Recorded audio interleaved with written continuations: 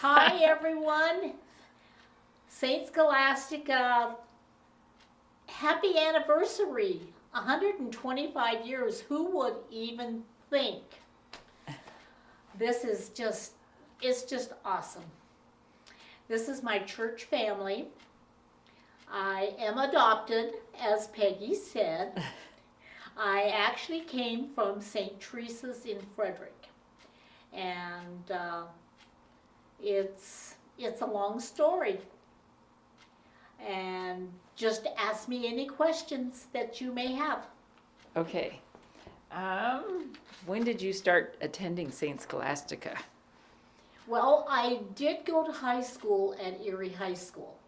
And on feast days, we came over to church here because we were right across the street at the middle senior high. And, oh golly, that was back in the 60s. It was way back in the 60s. Yeah, and so you've been, okay, so doing the math, so like 60 years. Yes, You've been yes. coming here. And Wow. seeing a lot of changes in the community itself, and it's so good to see young families in church and the youngsters coming with their parents. My husband and I had 2 daughters, and I can remember when we'd come to church and we'd bring the girls. And of course, they were threatened with their lives if they misbehaved in church. And so, anyway, I do remember family coming. Rick is from a large family. 7 sisters, and there was 2 boys. So there was 9 altogether, and Mom and Dad, and they just that was our church family, and we just became a big family here at St. Scholastica's.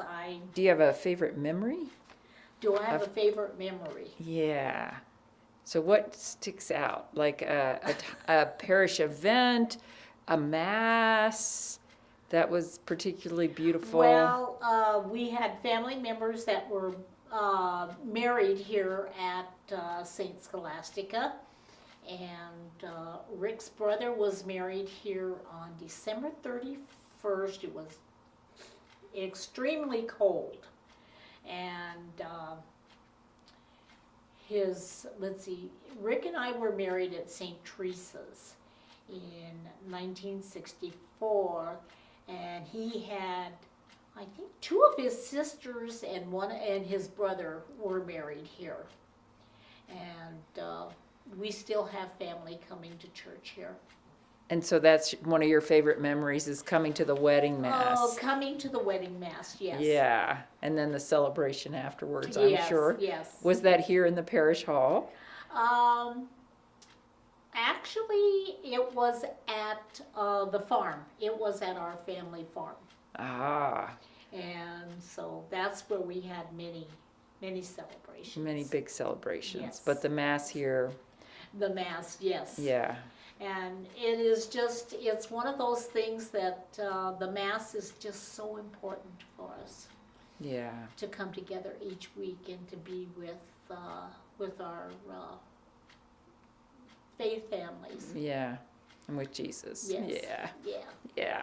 What do you think helped you grow in your relationship with God, His church, His Mother Mary, and the saints through St. Scholastica? My grandmother came from Italy, and being Italian, your faith was a big part of your life. I can remember going to Mass in Frederick when Father didn't face the congregation, and the Mass was done. It was done in Latin. And of course, there were pieces of the Mass that we could pick out, but it was a nice change when the priest faced the congregation. Looking back, is there anything you in particularly long for Probably communion at the communion rail. You really like that. That was something that I grew up with. And it is so nice for communion now to see people kneeling, to actual kneel. And I had asked Father at one time when he thought that the communion railing would come back. But we haven't seen it yet. Yeah. Okay. Maybe at the new church, right? Yeah. Yeah. People talked a lot about the remodel in my other interviews. Now, so you were the secretary at the middle high school for a number of years. So you probably had less opportunity to be involved in projects like that, I'm guessing. Yes, it was, you try to stay involved with church by being a Eucharistic minister or a lector as you go through your life. And it's just recently that, with my retirement, that I could devote more time to it. Yeah. And also being part of the Altar and Rosary Society and doing the linens and doing the laundry. So you're one of the people that does the laundry. Yes. That Yes. washes the. We wash the purificators and the corporals. Yeah. Yes. The linens that Father uses Yes, during the Mass. yes. Yeah. Oh wow. And how much time does that take every? Well, we are assigned 2 times a year, and we each have a month.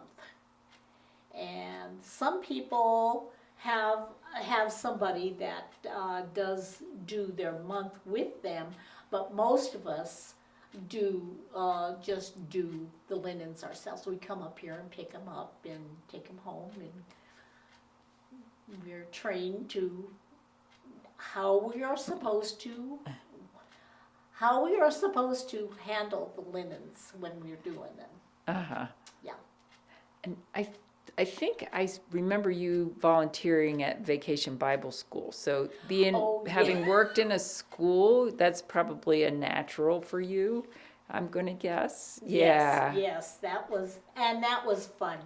And just seeing some of the kids now, and see, Karen was instrumental in it, and Avery, her daughter, was one that Kind of organized. yes, she organized it, and Karen, it was fun. It was fun. Yeah. It is. Very high Yeah. energy, but a lot of fun. You went home and you were really tired. Sometimes. Yes. Yeah. Yeah. And then you got to come by Friday. Oh my goodness. Oh yes, by Friday you were ready. You were ready for Vacation Bible. Yeah. By Vacation Bible School to be done. So what kind of changes have you seen in the community over the years? In terms of their openness to welcoming the church, and you seen any changes there? I think it's being new to a community is very hard.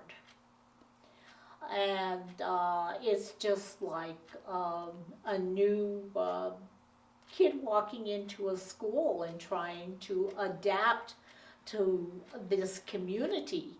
And I think that a lot of we have a lot of new people, and I think they have done very well. It's so fun to watch the kids. And hopefully that they will continue to come throughout the years. I can remember watching a family grow, and the young man, we had something in common. Notre Dame happens to be one of the schools that I watch for college football. And one of his dreams was going to Notre Dame.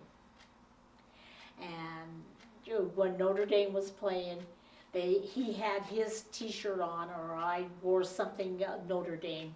So it was it was just great. And then there was another young man. His name was Emmaus, and we were going to walk to Emmaus. That was our little jab with each other, is that we would walk down to Emmaus. It was fun. Yeah. Yeah. Do you ever run into any of your students from the high school, middle school? Oh yes, yes. It is. They're kids. It's like every once in a while, one of them would come in and they'd say, "Do you remember me?" And I'm looking at them, and it was like, okay. No, it's been a few years, but then a smile flashes or something in that person's face, and then it would come to me. But it was just many kids. That's fun.